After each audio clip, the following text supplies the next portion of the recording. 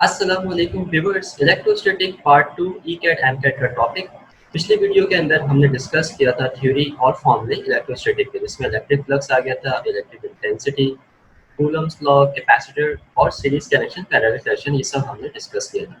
आज की वीडियो में हम उन सब की अप्लाई करेंगे क्वेश्चंस के अंदर। जो कॉन्सेप्ट हमने पढ़ा, जो फॉर्मूले हमने देखे, उन सब को इस्तेमाल करेंगे क्वेश्चंस के अंदर, जो ईकैट एमकैट क्वेश्चंस आते हैं एप्टीट्यूड के अंदर। तो आइए चलते हैं क्वेश्चन की तरफ। पहला क्वेश्चन है मेरे पास, two charges when 10 centimeter apart. दो चार्जेस हैं जब 10 सेंटीमीटर की दूरी पर थे, अट्रैक्ट कर रहे थे each other with the force of Newton F, and when 5 centimetre apart these charges will attract each other with the force of. तो हमें फोर्स निकालनी है इस सवाल के अंदर।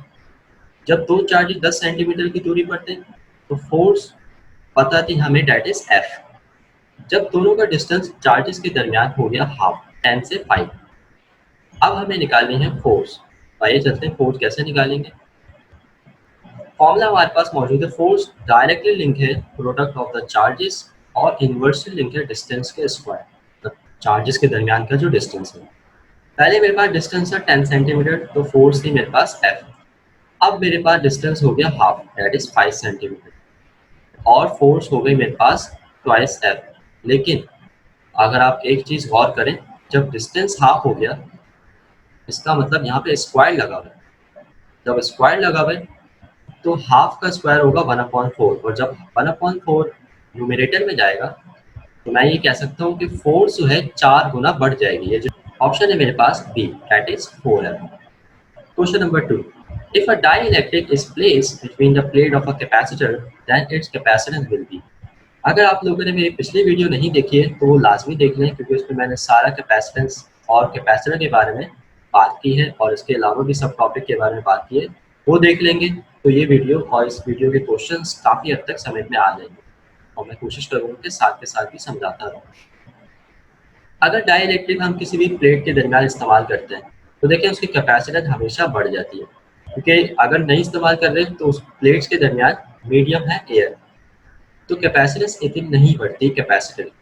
तो जैसे ही आप डाइइलेक्ट्रिक इस्तेमाल करते हैं कैपेसिटर की प्लेट के दरमियान, तो कैपेसिटेंस जो है बढ़ जाती है, इंक्रीज हो जाती है। Question number 3, if the quantity of charge on each of the two bodies is doubled, the force between them becomes. यानी कि प्रोडक्ट ऑफ द चार्जेस दोनों को मैंने डबल कर दिया तो फोर्स क्या हो जाएगी। ऑप्शंस हमारे पास मौजूद हैं, चलिए देखते हैं कौन सा ऑप्शन इसमें सही होगा।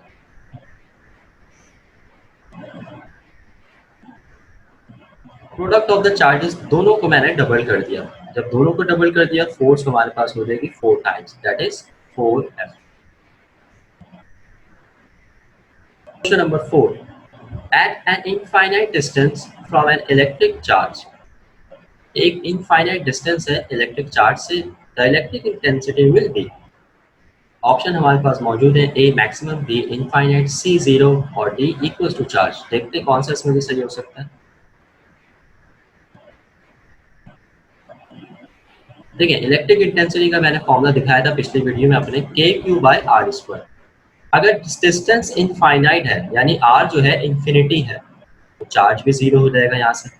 जब चार्ज 0 है, चार्ज है ही नहीं, तो इलेक्ट्रिक इंटेंसिटी भी क्यों होगी, क्योंकि जब आग ही नहीं है तो शिद्दत क्यों होगी आग की। तो ये वाली बात है, इलेक्ट्रिक इंटेंसिटी का काम और ताल्लुक दोनों चार्ज से है।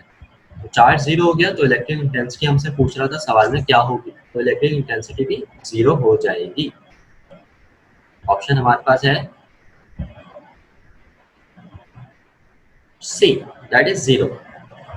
Question number 5, if two capacitors are connected in series having capacitance 2 microfarad and 4 microfarad respectively, what is the equivalent capacitance? पिछली वीडियो में मैंने कहा था कि जब भी दो इंडिविजुअल कैपेसिटेंस सीरीज में कनेक्ट होते हैं तो जो नेट कैपेसिटेंस आती है वो हमेशा इंडिविजुअल कैपेसिटेंस से कम आती है। क्वेश्चन नंबर 5, कैपेसिटेंस मेरे पास है 4 माइक्रोफैरेड, कैपेसिटेंस 2 है 2 माइक्रोफैरेड, सीरीज में कनेक्टेड है ये, तो सीरीज का फॉर्मूला मैंने लगा दिया।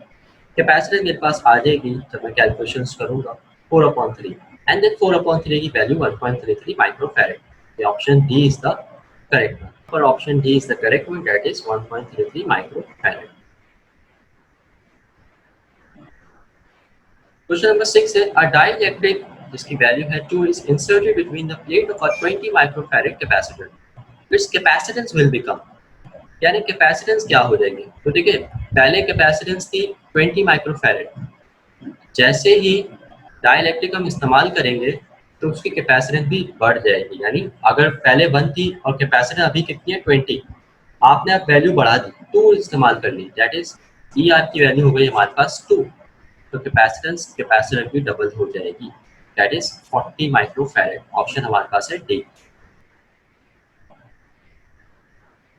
Question number 7 decreasing the separation of two positive charge by 1/2 will cause the force of repulsion to be changed by, यानी डिस्टेंस दो चार्जेस के दरमियान का हम आधा कर रहे हैं, ठीक है, और वो हमसे पूछ रहा है कि कितनी फोर्स ऑफ रिपल्जन चेंज होगी। तो आइए चलते हैं इसका सोल्यूशन भी देखते हैं। सवाल में हमें क्या जा रहा था कि डिक्रीज कर दिया हमने डिस्टेंस चार्जेस के दरमियान हाफ, तो हम हाफ का स्क्वायर करेंगे दैट इज 1/4, और जब मैं 1/4 को न्यूमरेटर में शिफ्ट करूंगा तो मेरे पास आ जाएगा 4 टाइम्स। तो ऑप्शन जो मेरे पास होगा फोर्स जो हो जाएगी वो 4 गुना ज़्यादा हो जाएगी चार्जेस के दरमियान। Question number 8 the electrostatic force between two charges is F. How much distance between two charges be change to be force two F, यानी अगर पहले फोर्स थी हमारे पास चार्जेस के दरमियान F, अब फोर्स हो गई 2F, तो डिस्टेंस कितना हो जाएगा। पिछले सवाल से लेते हैं, जब डिस्टेंस हमने हाफ करा था फोर्स हो गई थी 4 गुना, अब फोर्स हो गई है दुगनी, तो डिस्टेंस क्या हो जाएगा। कॉमन सेंस अगर हम इस्तेमाल करें तो डिस्टेंस सिंपली हाफ हो जाएगा, क्योंकि फोर्स डायरेक्टली इनवर्सली लिंक है 1/r², यानी फोर्स इनवर्सली लिंक है डिस्टेंस के स्क्वायर के between two charges. Number 9 the potential difference in moving a test charge along an equipotential surface. Equipotential surface वो surface होती है जहाँ पर पोटेंशियल डिफरेंस सेम रहता है, यहाँ पर पोटेंशियल डिफरेंस कांस्टेंट रहता है, चेंज नहीं होता।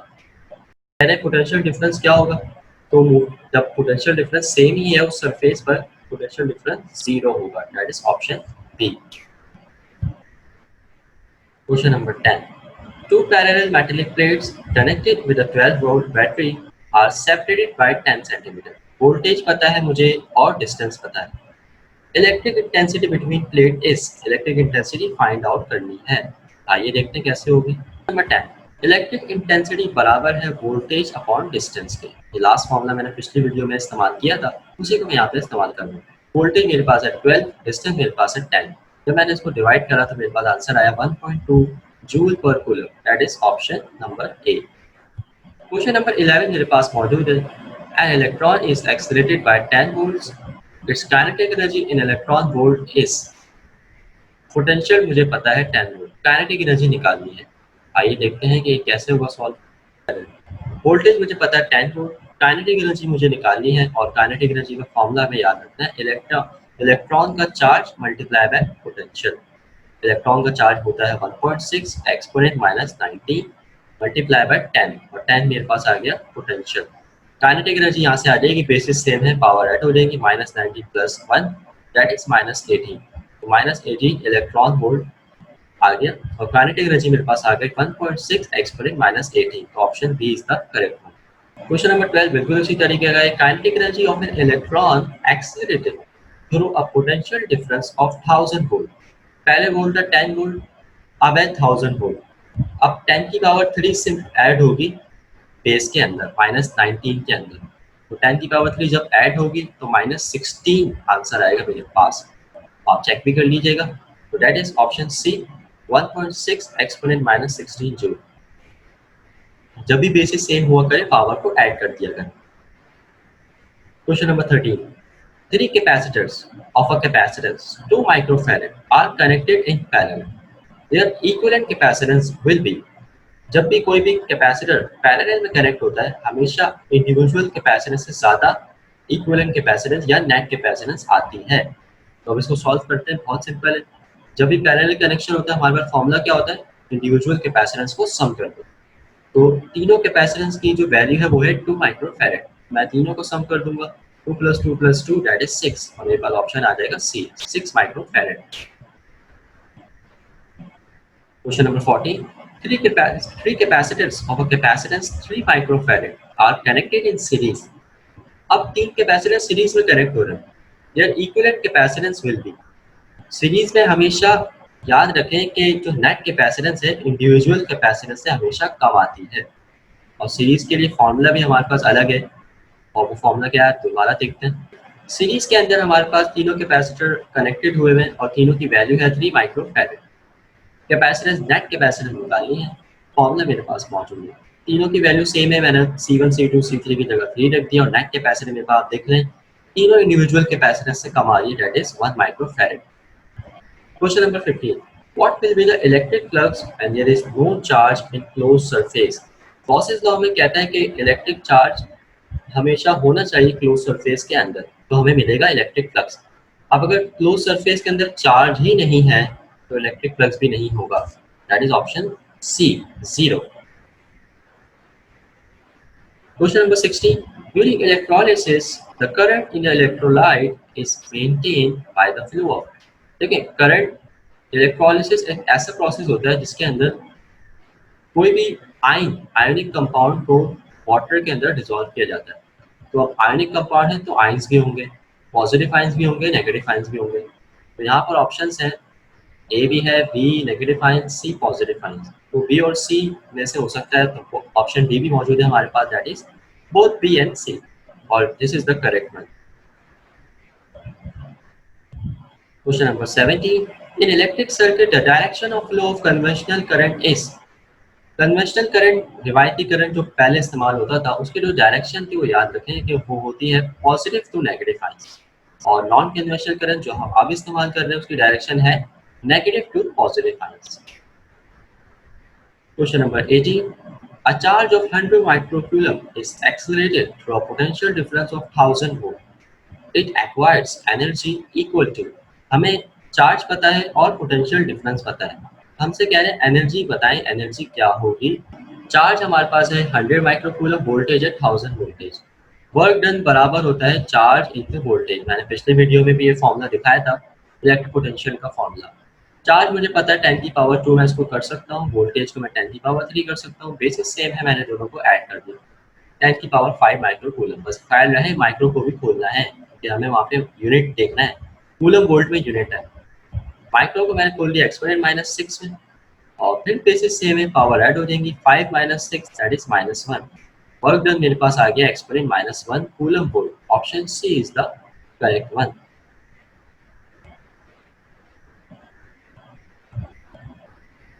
Option C 0.1 is the correct one, 10 की पावर -1 बराबर होता है 0.1 जूल।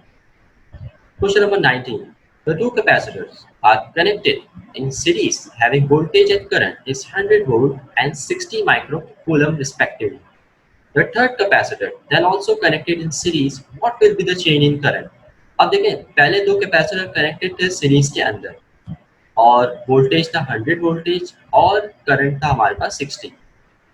तीसरा कैपेसिटर एक सीरीज में आ गया, अब वो कह रहे हैं चेंज क्या आएगा करंट में। तो देखें सीरीज के अंदर क्या चीज सेम रहती है, करंट सेम रहता है, और पैरेलल कनेक्शन के अंदर हमारे पास वोल्टेज सेम रहता है। पहले 60 माइक्रो कूलम हमारे पास था करंट, तो अभी भी क्या रहेगा 60 micro coulomb. Question number 20, capacitance for a parallel plate capacitor if dielectric is used between plate।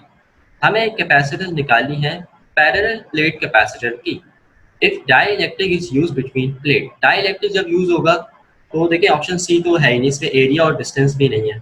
Option B ये एयर मीडियम के लिए होता है, ऑप्शन ए में या तो कोई मीडियम ही नहीं है, तो हमारे पास ऑप्शन बचा डी, इसमें हमारे पास एयर मीडियम भी आ रहा है और डाइलेक्ट्रिक मीडियम भी आ रहा है, एरिया डिवाइडेड बाय डिस्टेंस भी आ रहा है। तो ये वाला फॉर्मूला हमें इस्तेमाल करना होगा, या हमें पता होना चाहिए पैरेलल कैपेसिटर के लिए अगर डाइलेक्ट्रिक यूज हो रहा है प्लेट्स के दरमियान।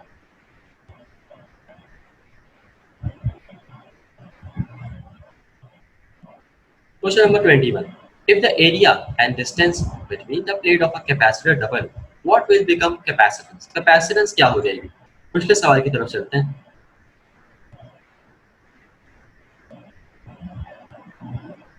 हमारे पास ये फॉर्मूला मौजूद है, कह रहे हैं एरिया को डबल कर दिया जाए और डिस्टेंस को डबल कर दिया जाए।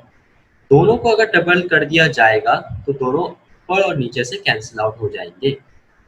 क्योंकि दोनों को एक साथ डबल किया जा रहा है। अगर एक को डबल किया जाता तो कैपेसिटेंस भी डबल हो जाती, मगर दोनों को एक साथ डबल किया जा रहा है। जब एक साथ डबल किया जा रहा है तो दोनों के इफेक्ट कैंसिल आउट हो जाएंगे और कैपेसिटेंस रिमेन सेम रहेगी। तो ऑप्शन हमारे पास होगा यहाँ पर सी।